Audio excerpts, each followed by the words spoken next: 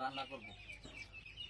রান্না করতে অনেক পরিশ্রম আছে, মহিলারা করে তো বুঝি না, তা আজকে করতেছি, দেখি কি পরিমাণ পরিশ্রম হয়েছে।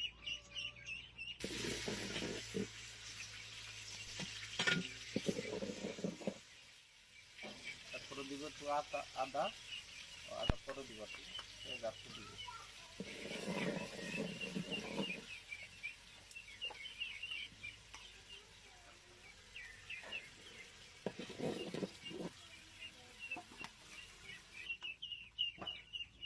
হয়ে গেছে, এখন আমি দিব এই যে কটা দারচিনি, এলাচের গোটা, তারপরে এগুলো দিয়ে একটু হালকা করে একটু লাড়া দিয়ে নিব।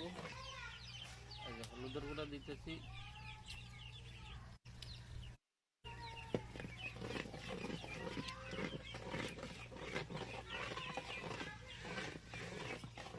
এখন দিব মরিচের গুঁড়া যে পরিমাণ লাগে।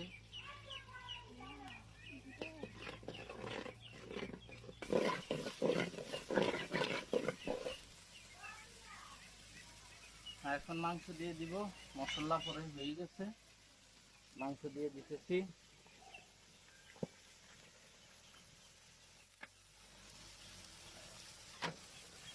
মাংস দিয়ে দিলাম,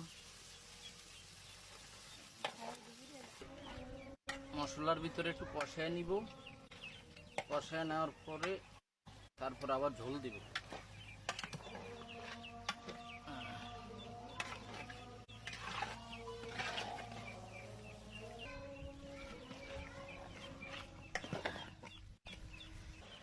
আমার পাক করে হয়ে গেছে রান্না।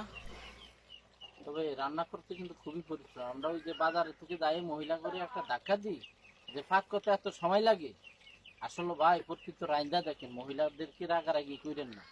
পাক করা যে কত পরিশ্রম, আজকে আমি সরাসরি পাক করি বুঝতে পারছি যে পাক করার কত কষ্ট। একে তো গরম, আরো চুলার আগুনের তাপ, এরপর অনেক পরিশ্রম, পাক করতে অনেক সময় লাগে ভাই, ধোয়া পোছা অনেক পরিশ্রম। তার একদিন কইরা দেখেন।